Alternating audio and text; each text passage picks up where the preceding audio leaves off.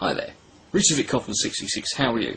And this is a video to someone who I made a video to not that long ago, a user who we're all familiar with. His name is Onision. Now when I made my last video I found something very interesting. The amount of people who were subscribed to both me and Onision and seem to like Onision, pointing out that he and I, you know, we would probably agree on a lot of issues. And why am I having a go? Why am I focusing on him? You know, am I just riding his coattails? First of all, if I was going to ride Onision's coattails, I would respond to his main channel that has over 200,000 subs, or I would respond to a user who has a much bigger subscriber base than he, not just his Onision Speaks channel.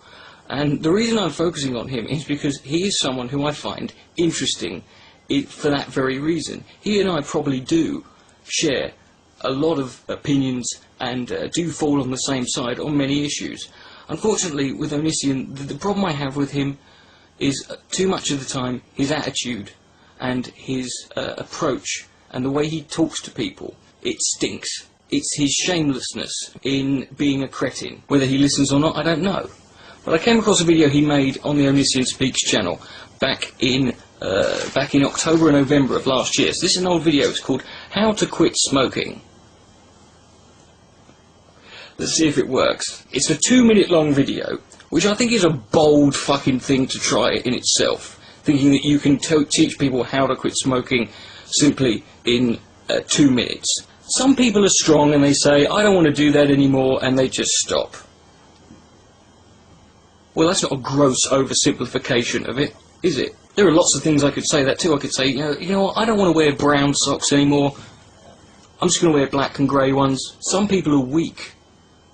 They say, I'm not going to do that anymore, and then they go back and do it again and again and again. Because that's it. I mean, talk about a false dichotomy. Talk about having no real understanding.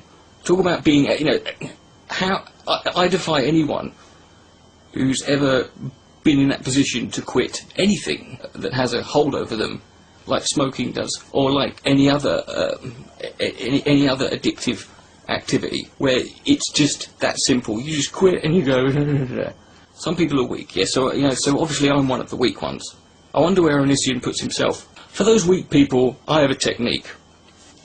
Fucking brilliant. This is going to be good. It's called distraction. Distraction. Right. If you're focused on something else really heavily, you may find that your addiction will cease to exist. Right. Yeah, we know this. Most people know this. I mean, you do know that addicts don't want to be addicts. You do know that this is bog standard, day one, getting over an addiction sort of logic here. Then you say, it's because you're thinking about it all the time. Oh, am I? Did you come up with this method? Was your research in coming up with this groundbreaking technique? Did you look up what addiction meant in the dictionary? Was that it? Because you're right. You're absolutely right. When you're distracted or when you're focused on something else. But addictions don't go away like that. In fact, they never do. Once you're an alcoholic, you could stop drinking for 30 years. You're still an alcoholic. I know people who've quit smoking for 10 years and started again. You never recover. You never get over. You never cease to be an addict. You just cease to feed your addiction. You learn to live with it. Then this is when you really start pissing me off. That's why you want to go back to smoking. It's because you have nothing better to think about.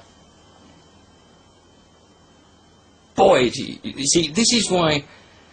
This is like watching a creationist talk about evolution, or listening to a virgin give you advice on sexual education. This is why people who don't know what the fuck they're talking about should shut the fuck up and not assume that they know. Just because you've got a friend who's, just because you've met people, you know. I know lots of gay people. I've got lots of gay friends. I never assume that I know what it's like to be in that position. I just accept that it's something I can't understand, but I can see where the morality should lie on it. And then you say this, you know, the strong ones, we We focus on something else. We get the urges, we say, we're going to play the piano or write a book. Yeah, how many books have you fucking written, Onision? What fascinating, the reason I picked this video is not because I'm a smoker. You're right. It's a disgusting habit. And you can say, I'm weak for doing it, and you're probably right. That's probably a fair comment. This is the problem with you, Onision. It's not that you and I would not probably agree on many things and many issues, and we could probably have a very fascinating conversation. It's your assumption that you are so right that you can talk to people as if they're less than you.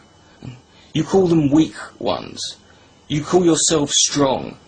And the cognitive dissonance is fascinating. Let me read you something. This was quoting verbatim another YouTuber, a YouTube user who recently had his account, had a strike put on his account when a video of his was falsely flagged. Now, we all know what it's like to be falsely flagged and have your account nearly taken away from you. I know personally. This is what one YouTuber said in a video after he had a video falsely flagged. This is upsetting to me because this is my entire life. If I can't make videos, I don't feel like I have a purpose for living. A lot of people probably know the story. I had a gun to my head. I was about to pull the trigger because I had no reason to live. And then I thought, maybe I can do what I always wanted to do with my life. So you guys who are not just taking away my YouTube career, you're trying to take away my life. Do you know who said that? Onision does, because it was him in a video about a week ago.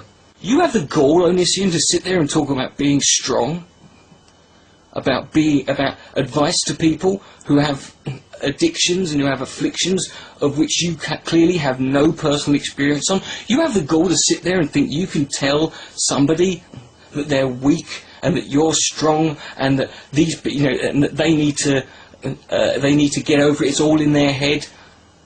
When you sit there and admit on a video that you will basically kill yourself if you couldn't upload YouTube videos. Now, there's nothing wrong with caring about your account, Onision. I care about mine, and no one wants to lose it. But you know what? I consider you in a much more precarious position with your addiction than I do with mine. Yeah, smoking is by no means a productive or valuable activity. And YouTube videos are a much more productive and valuable and positive way. But addictions, Onision, are always bad. There are no good addictions. And I cannot, for 1 minute, sit here and tell you how laughably absurd you make yourself look when you feel you can talk down to people whom you are no better than. Because I could lose my account tomorrow, and you know what? I'd be gutted. I'd be pissed off. And I'd be upset about it. But I can tell you this. At no point would suicide go through my head. And at no point would I threaten to kill myself over it. Because there are 1,000,001 other reasons I could find to carry on living other than this. Can I suggest you try distracting yourself from YouTube and see how well you do? And if you get the urge, just write a book.